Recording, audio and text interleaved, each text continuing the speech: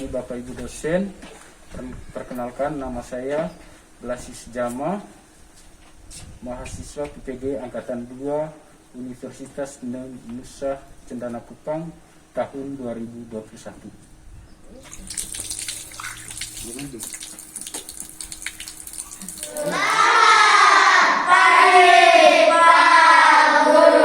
Baik, selamat pagi anak-anak. Selamat pagi.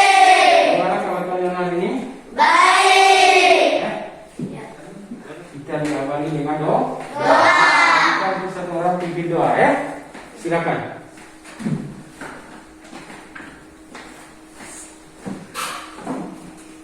Teman-teman marilah kita siap berdoa dalam nama Bapa, Yesus Tuhan kami. Amin. Dalam nama Bapa, dan Bapa, Putra dan Roh Kudus. Amin. Baik, terima kasih Kiai yang sudah memimpin kita dalam doa. Kegiatan belajar kita hari itu hari ini dengan tema 4 ya. Ya. Tema 4 yaitu apa? Tentang apa tema 4? Baca di dalam. Berbagai pekerjaan. Temanya apa? Pekerjaan orang tua kami. Pekerjaan orang tuaku. Ya. Ya. Pekerjaan orang tua. Ya. Untuk itu sebelum kita memulai pelajarannya, yaitu ke mata pelajarannya, tanya nih. Apakah kamu pernah dengar cerita dongeng? Pernah. Siapa yang pernah? Angkat tangan. Semua sudah ya? Ya. Sudah tahu tentang dongeng. Pernah mendengarkan cerita dongeng. Lalu siapa yang menceritakan dongeng kepada kalian? Orang tua. Kita ya? Ya. Saya menceritakan dongeng pada saat kita waktu tidur, memulai tidur malam. Ya. Untuk itu sebelum pembelajaran praktikan dulu di depan ya. Ya. Baik. Sebelum itu tujuan pembelajaran kita hari ini ada 5 ya. Ya. Ada 5 tujuan pembelajaran kita. Yang pertama, setelah membaca cerita dongeng Tupai dan Ikan Gabus, siswa dapat mengidentifikasikan unsur-unsur penting yang terdapat dalam cerita dongeng ya. Yang terdapat dalam cerita dongeng. Ya, silakan yang kedua. Ya, satu orang baca. Setelah membaca dongeng Tupai dan Ikan Gabus, siswa mampu mendeskripsikan penilaian secerita dengan lisan dan tulisan dengan rinci. Ya, itu tujuan pembelajaran dulu. Kedua yang harus kita capai ya. Ya. Harus seterusnya ya. Ya, baik. Sebelum itu perhatikan di depan ya. Ya, perhatikan di depan. Sudah? Sudah. Ya, di depan kiri kamu sudah lihat. Dongeng adalah cerita khayalan atau benar-benar tidak terjadi ya, secara nyata. Artinya hanya khayalan ya. Yaitu karangan dari pengarang. Ya, itu dongeng. Dongeng biasanya bersifat menghibur dan juga mempunyai nilai pendidikan. Ya, yang mempunyai apa? Nilai pendidikan. Ya. Tentu dalam dongeng yang diceritakan oleh orang tua kamu itu, tentu dia ada nilai pendidikan. Contohnya dongeng apa yang orang tua kamu pernah ceritakan? Siapa tahu orang? Dongeng tentang apa? Dongeng apa lagi? Dongeng di Timumas. Untuk itu anak-anak, hari ini kita bukan hanya mengetahui bahwa dongeng itu seperti apa. Hari ini kita membicarakan bahwa di dalam dongeng itu ada unsur-unsur penting ya. Ada nilainya. Sehingga kita perlu mempelajari tentang dongeng ya. Bisa mengerti? Ya. Untuk itu perhatikan di sini ada dongeng ya. Coba lihat. Dongeng tentang apa di dalam? Tupai dan Ikan Gabus. Semangat sedikit. Tentang apa? Tupai dan Ikan Gabus. Untuk itu Bapak, sebelum kita membaca dongeng, saya bagikan dulu dia punya RKPD ya. Ya. Sebelum membagi RKPD, kita bentuk dalam diskusi dulu. Ya, dalam bentuk posisi harus bentuk lingkaran. Ke sini kita membaca dulu cerita di dalam, dongeng di dalam. Lalu setelah baca, kita perhatikan unsur-unsur penting yang terkandung dalam dongeng. Lalu kamu isi di bagian kotak ini ya. Unsur-unsur apa saja yang terdapat dalam dongeng. Bisa mengerti? Bisa. Setelah kamu kerja dan presentasi, nanti Pak akan meluruskan kamu punya jawaban. Nanti Pak jelas ya. Kamu sendiri dulu kerja. Ya silakan kerja dulu selama 5 menit. Kerja silakan. Diskusi.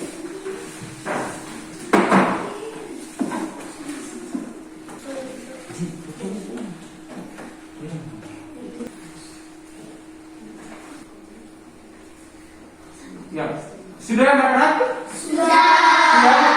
Sudah. Baik, untuk itu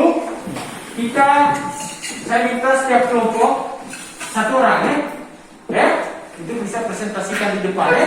Yang lain diam ya. Yang lain dengar teman kelompok lain presentasi ya. Silakan. Ya, utus satu-satu orang setiap kelompok. Kelompok 1. Tupai suka menolong. Tupai melihat ikan gabus lesu. Ikan gabus sehat. Kita harus tolong menolong. Tupai, ikan gabus, dan ikan hiu. Sudah. Ya. Silakan tepuk tangan untuk kelompok 1 ini. Kelompok 2, silakan. Menurut kelompok kami, unsur-unsur penting terdapat dalam dongeng tupai dan ikan gabus yaitu judul tupai dan ikan gabus, sifat tokoh tupai suka menolong dan ikan gabus sabar, tokoh tupai, ikan gabus dan ikan hiu, tempat Kalimantan Barat. Ya, baik, tepuk tangan untuk kelompok 2. Ya, kelompok 3, maju. Baik. Tupai ikan gabus, tokoh tupai ikan gabus dan ikan hiu. Pesan moral, kita harus tolong menolong. Akhir cerita, ikan gabus sehat. Ya, baik, tepuk tangan untuk kelompok 3. Ya, unsur-unsur penting dalam cerita tadi apa saja ya? Ya, silakan angkat tangan. Siapa yang tahu? Ya, silakan. Unsur dalam cerita. Tupai dan ikan gabus. Ya, tokohnya tupai dan ikan gabus. Ya, sifat tokoh. Tupai suka menolong, ikan gabus sabar. Ya, tupai suka menolong dan ikan gabus sabar. Lalu tempat kejadiannya di mana? Kalimantan Barat. Ya, Kalimantan Barat. Ya, apa pesan moralnya di situ? Pesan moral. Kita harus tolong menolong. Ya, kita harus tolong menolong. Ya, apa ceritanya apa? Ya, Tupai melihat ikan gabus lesu. ya, tupai melihat ikan gabus lesu. Bisa mengerti? Ya, unsur-unsurnya yang pertama tadi apa? Sifat tokoh, nama-nama atau judul. Tupai dan ikan gabus. Nama-nama tokoh dan cerita tadi. Tupai, ikan gabus, dan ikan hiu. Sifat tokoh yaitu ikan gabus apa? Suka menolong. Suka menolong. Ikan hiu? Sabar. Ya. Ikan yang kamu lupa tadi ikan hiu bukan sabar, dia ganas. Sifatnya jelek. Dan tupai sifatnya apa? Suka menolong. Suka menolong. Dia menolong apa tadi? Ikan gabus. Dia menolong ikan gabus yang lagi sakit. Ya. Akhir cerita bahwa di situ akhir ceritanya ikan gabus sehat karena dibantu oleh Tupai. tupai. Ya, dengan diberi hati oleh dapat diambil hati di dalam perut ikan hiu untuk memberikan ikan gabus sebagai obat sehingga setelah diberi obat ikan gabus langsung sehat. Itu ceritanya. Ya baik, ya kamu perhatikan di dalam. Perhatikan di slide itu. Selain kita menentukan unsur-unsur penting dalam cerita, ya kita juga ada beberapa pertanyaan di dalam, yaitu bagaimana pendapatmu mengenai cerita tersebut? Yaitu nomor 1-nya. Lalu hal baik apa yang terdapat dalam cerita dongeng itu? Ya, siapa yang bisa jawab nomor 1 di dalam? Ya, silakan. Brian. Mencerita tentang persahabatan dua jenis hewan. Yang menceritakan tentang persahabatan dua jenis hewan. Menceritakan tentang dua jenis hewan. Apa yang bisa kamu dapat dari cerita di dalam? Angkat tangan kita. Ya, silakan. Hal baik dalam persahabatan harus bersikap selalu setia dan tolong menolong. Ya, bahwa dalam sikap persahabatan itu kita harus setia dan saling tolong menolong. Ya? Bisa mengerti? Bisa. Hal yang kita dapat atau yang kita petik dalam cerita dongeng tentang tupai dan ikan gabus. Bisa mengerti ya? Bisa. Bisa ya? Sudah ya? Sudah paham tentang unsur-unsur penting dalam cerita dongeng ya? Perhatikan ke depan dulu, perhatikan ke depan. Perhatikan ke depan. Ya. Siapa yang bisa baca? Bisa baca tidak dari situ? Bisa. Coba satu orang maju sini untuk baca. Ya, Brian, maju sudah, Brian. Baca terus. Ya, bagian di atas kotak ya. Tahukah kamu, dalam bercerita pendongeng sering menggunakan wayang yang terbuat oleh pengrajin kayu. Ayo, kita cari tahu lebih lanjut tentang pengerjaan pengrajin kayu. Ya, baik. Silakan kembali. Ya, tepuk tangan untuk Brian. Baik. Kita lanjut. Ya, tahukah kamu, dalam cerita dongeng, pendongeng sering menggunakan kayu dalam pembuatan wayang. Bisa? Bisa. Lalu kita disuruh, ayo kita cari tahu hasil dari tentang pengrajin kayu. Bisa? Bisa. Ya, kita perhatikan lagi di bawah selain di dalam. Ya, Dayu mempunyai teman-teman bernama Benong. Dayu mempunyai teman bernama Benong. Ya, silakan anak-anak baca cerita di dalam. Ya, paham dulu yang KPD. Kita lanjut dengan diskusi ya. Ya, kita lanjut dengan diskusi ya. Ya, lanjut diskusi dulu ya. Ya, sambil baca teks di dalam ya. Kerja sama-sama ya. Perhatikan baik. Karena ini harus kamu sendiri cari tahu baru Pak. Setelah itu Pak diskusi sama.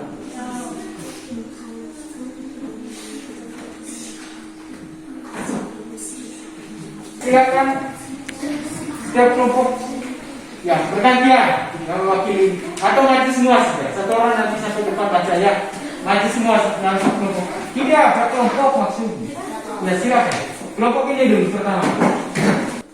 Ya. Produk yang dihasilkan oleh Ayah Diano menurut kelompok dua dalam meja dan kursi itu kan untuk kelompok dua. Lalu yang kedua, apa pekerjaan Ayah Diano menghasilkan barang atau jasa? Pekerjaan Ayah Diano termaksud menghasilkan barang yaitu meja dan kursi. Ya, apa? Ya, tepuk tangan untuk kelompok dua. Ya, nomor tiga. Apa saja yang harus dikerjakan oleh pengrajin kayu? Pertama, membeli kayu dan memotong, kemudian membentuk menjadi kursi. Ya, tepuk tangan untuk kelompok dua. Ya, silakan kembali. Ya, kelompok berikutnya cepat sudah. Baik. Ya, kamu baca sendiri dia punya soal. Ya, yang lain diam. Ya. Produk apa yang dihasilkan oleh Ayah Diano? Menurut kelompok kami yaitu meja dan kursi. Ya, tepuk tangan sama ya. Tepuk tangan untuk kelompok tiga. Yang kedua. Apakah pekerjaan Ayah Diano menghasilkan barang atau jasa? Jelaskan alasannya. Menurut kelompok kami yaitu pekerjaan Ayah Diano termasuk menghasilkan barang yaitu meja dan kursi. Ya, dia menghasilkan barang dan meja dan kursi. Ya, tepuk tangan untuk kelompok berapa? Kelompok dua. Ya. Kembali sudah. Ya, kelompok satu maju. Cepat sudah. Satu soalnya. Produk apa yang dihasilkan oleh Ayah Diano? Menurut hasil diskusi kelompok kami yaitu 1. Meja dan kursi. Ya, bahwa meja dan kursi hampir sama jawabannya. Ya, tepuk tangan untuk kelompok 1. Silakan nomor 2. Apakah pekerjaan Ayah Diano menghasilkan barang atau jasa? Pekerjaan Ayah Diano termasuk menghasilkan barang yaitu meja dan kursi. Ya, tepuk tangan untuk kelompok 1. Menentu apa sudah menjawab beberapa soal yang berkaitan dengan pengrajin kayu. Ya, baik. Dalam pertanyaan tadi dalam berkaitan dengan pengrajin kayu, kamu lihat di gambar di situ, itu ada meja dan kursi yang dihasilkan oleh ayah dan ayah dia yang bisa perhatikan di depan. Ya.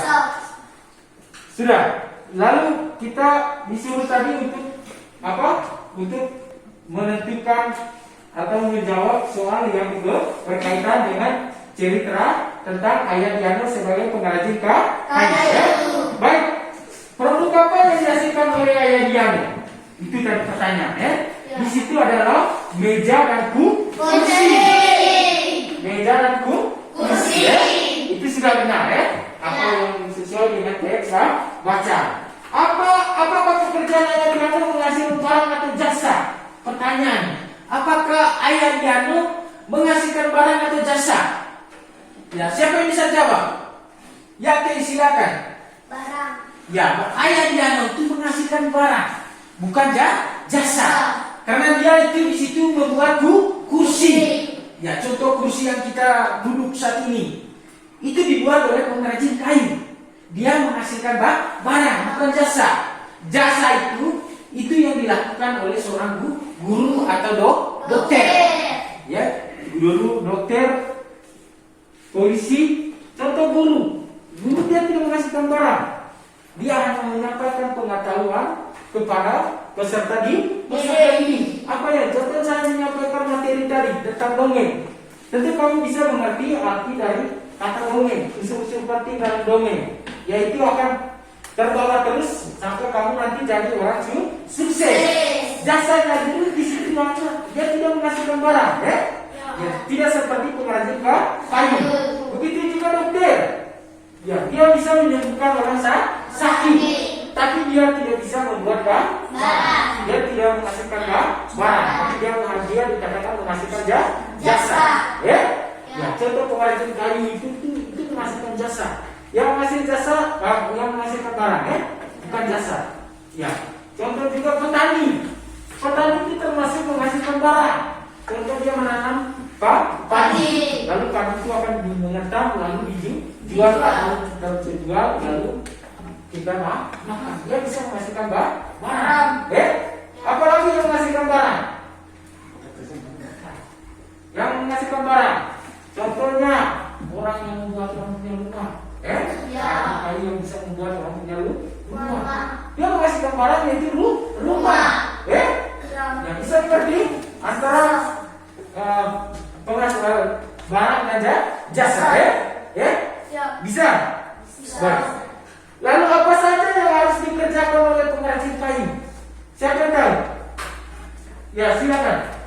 Apa saja? Silakan. Nomor 3.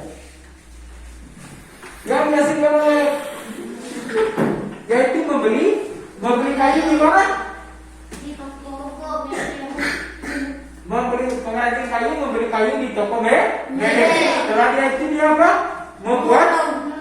Memotong lalu membuat kursi. Setelah membuat kursi, tidak sampai membuat kursi saja. Lalu apa lagi? Menghaluskannya, dikasih halus dulu kursinya yang dia buat. Lalu setelah dihaluskan apa lagi? Mengecat kursi supaya kursi itu lebih bagus lagi atau lebih indah. Lalu setelah itu jual kursi ke toko medek. Sehingga kita setelah itu kita pergi belinya di toko medek.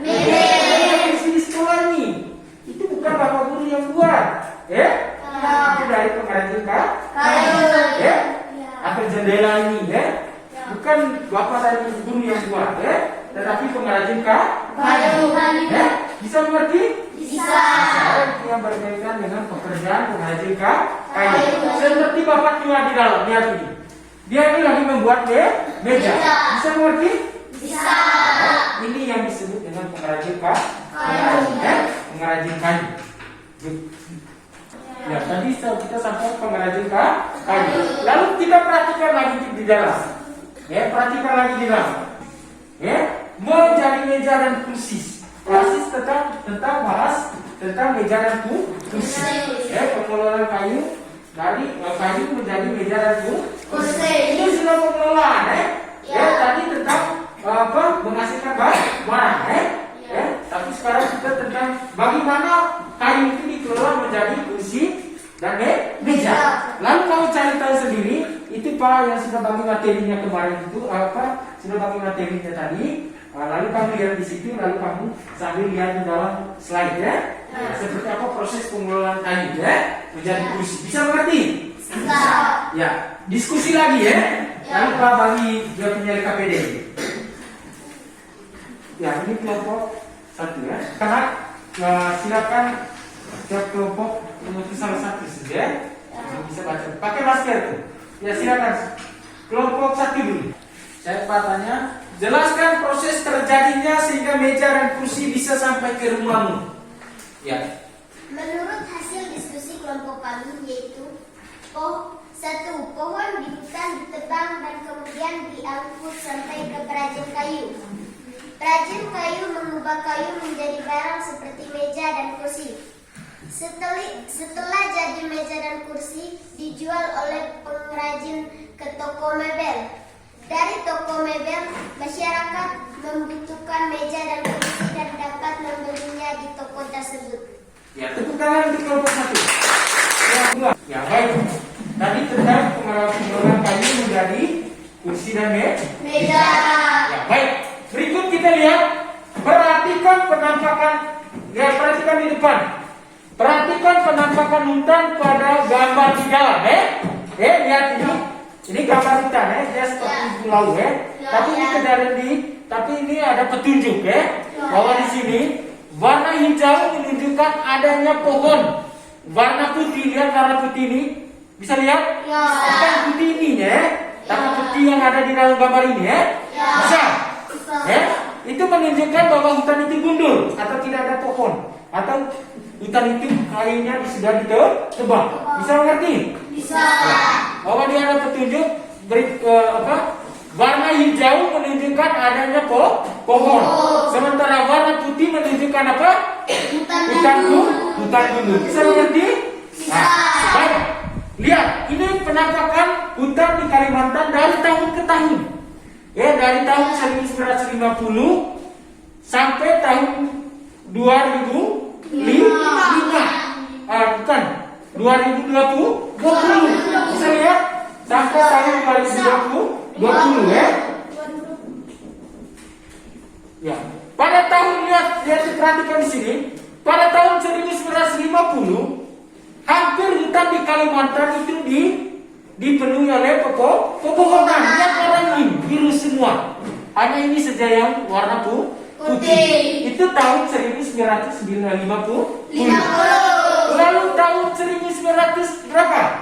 85. Kau lihat, mulai nampak sudah yang berwarna putih. Ya, tidak seperti pada gambar yang pertama. Bisa mengerti? Bisa.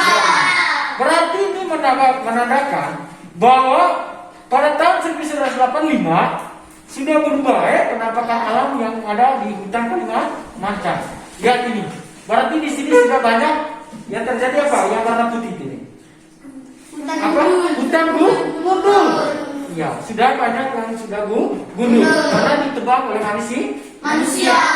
Untuk menjadikan apa? Pemukiman atau tempat tinggal atau membuat kebun, yang bisa.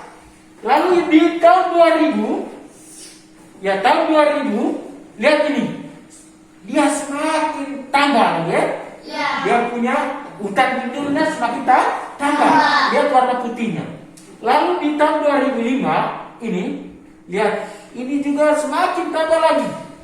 dan sampai tahun 2020 nih. Lihat tahun 2020 dia hutannya semakin kurang. Ya, di sini yang paling perlu adalah pemukiman warga, Bisa. Lihat gini. Ini karena kenampakan alam yang terjadi di hutan Kalimantan. Tentu di sekitar kita juga ada hutan, dong? Ya. Ada. Ya, ada yang hutan di sekitar kita sudah ditebang, Ya. Untuk carikan apa? Tempat tinggal. Ada apa lagi? Rumah. Ya, menanam apa? Kopi. Ya, menanam. Ya, kalau kita punya lihat di sebelah atas itu, hutan itu sudah ditebang hanya untuk menanam kopi atau tanaman jenis kopi jenis tanaman. Seperti dilarang, Bisa mengerti, Maka terjadinya hutan gundul sama seperti yang terjadi di Kalimantan dari tahun ke tahun. Ya, bisa mengerti? Bisa. Berkaitan dengan penampakan alam yang terjadi di hutan Kalimantan dan juga yang terjadi di kita sekarang, Hutan yang digunakan sebagai tempat apa? Perkebunan atau dibakar. Maka banyak yang menjadi gundul atau menjadi gundul. Lihat, perhatikan di halaman yang kedua, Ya, kamu perhatikan di dalam. Ya, coba baca di dalam. Menurutmu, baca bagian atas.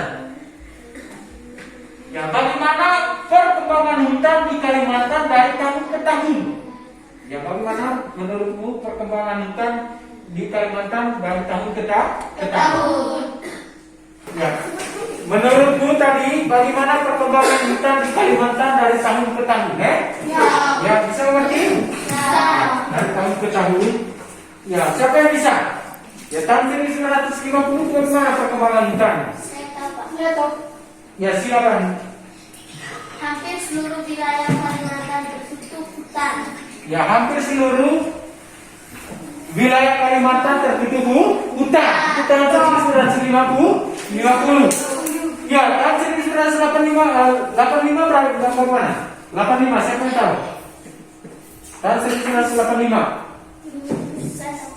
Ya, silakan. Hutan semakin lebat tetapi agak berkurang. Ya. Hutan semakin lebat tetapi agak berkurang. Itu kan tahun ke tahun, Ya, yang berikut tahun 2020, 2000. Tahun 2000. Tahun 2000 silakan. Hutan semakin berkurang. Ya, hutan tahun 2000 itu hutan semakin berkurang. Ya, bisa mengerti?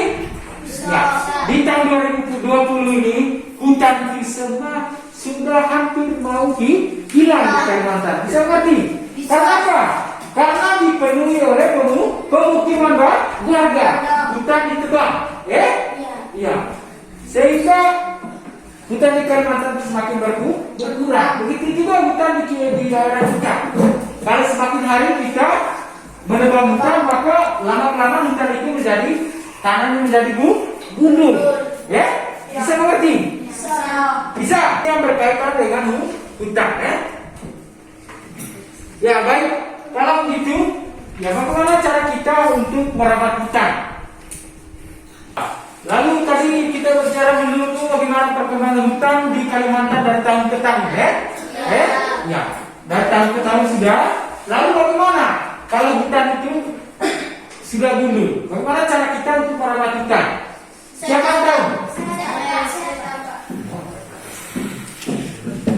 Ya, baik, silakan. Cara merawat hutan adalah jangan menebang hutan.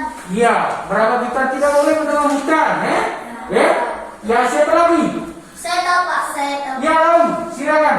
Tidak boleh membakar hutan. Tidak boleh membakar hutan.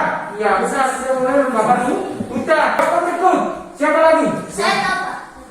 Ya, ini. Mate. Jangan melakukan reboisasi. Jangan melakukan reboisasi. Bahwa untuk merawat hutan itu yang pertama kita lakukan reboisasi. Bukan tidak melakukan, harus melakukan reboisasi. Ya, seperti apa yang bilang tadi, jangan. Itu tidak benar, Ya. Mungkin dia salah siapa ya. Ya, tapi harus kita melakukan revisasi. Apa itu revisasi? Ya, menanam kembali pokok Di hutan. di hutan yang kamu tanam lagi kayu di situ. Ya. Supaya hutan itu kembali seperti semula. Menjadi hutan yang lebat. Di dalamnya banyak pohon. Lalu yang kedua, jangan menebang hutan sembarangan, Ya. Nah, di sini kamu disuruh warnai di bawah ini dengan warna hijau untuk menunjukkan masih adakahnya pohon di hutan.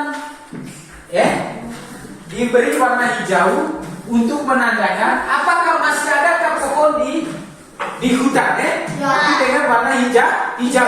Tetapi kalau tidak ada pohon di hutan, hutan sudah menjadi gundul, kamu beri warna apa? Warna Putih. bisa. Sesuai dengan gambar di dalam tunjuk, bisa. Ya.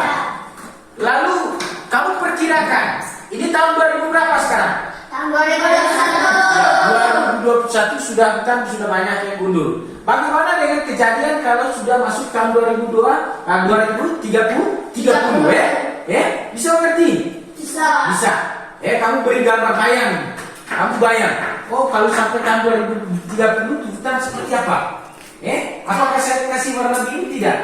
Kalau saya kasih warna biru berarti hutan apa? Hutan berarti di situ di hutan semakin hutan sudah ada pepohonan. Tetapi apakah betul? Tidak, sampai tahun 2030 itu hutan itu masih ada. Bisa mengerti? Bisa. Kita gambar. Sudah lihat gambar? Nah, ini RKPD ya. Ini gambar masing-masing tidak kelompok ya. Itu ikut sesuai dengan petunjuk yang ada di sini kan ya. Ada seperti apa yang Pak jelaskan Bisa toh? Bisa. Sudah Sudah lihat petunjuknya apa bagi apa badannya. Bisa toh? Bisa. Baik, kita lanjut dengan materi selanjutnya. Nanti baru ini kamu punya hasil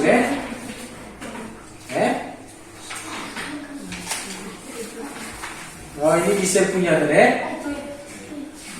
ya semua Ya baik. Perhatikan di dalam. Ya, kita kembali dari awal Ya, materi kita dari awal tadi. Yaitu tentang apa tadi pertamanya? Tentang apa? Dongeng. Tentang apa? Tentang Supaya menarikan apakah semua unsur yang terdapat dalam dongeng? Angkat tangan yang tahu. Unsur yang terdapat dalam dongeng, angkat tangan yang tahu. Tahu? Ini siapa ini? Brian, silakan. Judul tupai dan ikan gabus. Ada judul. Yaitu judulnya apa? Tupai dan ikan gabus. Setelah judul apa lagi? Unsur yang terdapat dalam angkat tangan yang tahu. Yang biasa. Suat. Toko. Siapa lagi? Ya, silakan. Awal cerita. Apa lagi? Pesan moral. Ada pesan moral. Apa lagi? Cerita. Itu unsur-unsur penting yang terdapat dalam dongeng. Lalu yang berikut. Ya, pengrajin kayu. Dia menghasilkan apa? Meja dan Ya, meja dan kursi itu disebut jasa atau barang? Dia dapat menghasilkan barang. Bisa mengerti? Bisa. Lalu yang berikut, penampakan hutan di Kalimantan, Penampakan hutan di Kalimantan itu dari tahun ke tahun dia semakin berkurang, semakin banyak tanah yang itu berkaitan dengan penampakan hutan di Kalimantan. Yang perhatikan di sini rangkumannya. Dongeng adalah bentuk sastra lama yang menceritakan mengenai suatu peristiwa, yaitu tidak berdasarkan kenyataan. Dia hanya berdasarkan apa? Secara fiksi, Artinya tidak benar terjadi hanya hasil dari olahan dari si pengarang. Ya bisa mengerti itu yang berkaitan dengan dongeng. Lalu dengan dongeng itu ada tema. Ada tema, ada latar. Lalu ada apa lagi? Dia di dalam ada alur. Ya, watak, penopongan, itu unsur-unsur yang terdapat dalam dongeng. Bisa mengerti? Lalu ciri-ciri dongeng, perhatikan ke sini, lihat ini. Ciri-ciri dongeng, yaitu diceritakan dengan alur yang sederhana. Yang kedua apa? Ciri-ciri dongeng. Yang kedua,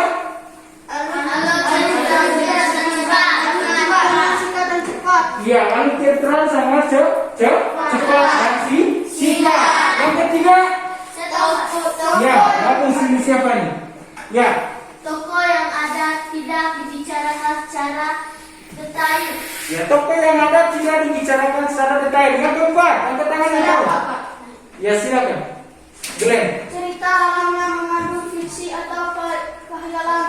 Ya, cerita di dalamnya mengandung fiksi atau ya silakan ini siapa? Dapat menghasilkan barang. Ya, seorang pemanajin kayu dapat menghasilkan barang. Tadi yang berkaitan dengan pengerjaan pengrajin kayu. Lalu bagaimana cara kita untuk merawat hutan? Siapa yang tahu cara kita merawat hutan? Angkat tangan. Angkat tangan yang tahu. Ya, sorry, silakan. Jangan menebang kayu sembarangan. Ya, jangan menebang kayu sembarangan. Apa lagi? Jangan membakar hutan. Jangan membakar hutan. Bagus, apa lagi? Saya, Pak. Ya, silakan. Jangan menebang hutan. Jangan menebang hutan. Apa lagi? Saya, Pak. Ya, ini siapa? Devi. Melakukan realisasi. Iya, melakukan Realisasi. Tepuk tangan. Ini cara. Berikutnya, ya silakan duduk dengan rapi. Cepat sudah, kumpul semua kertas satu. Evaluasi, ya. Kami kerjakan soal ini, yang ada. Bisa? Bisa.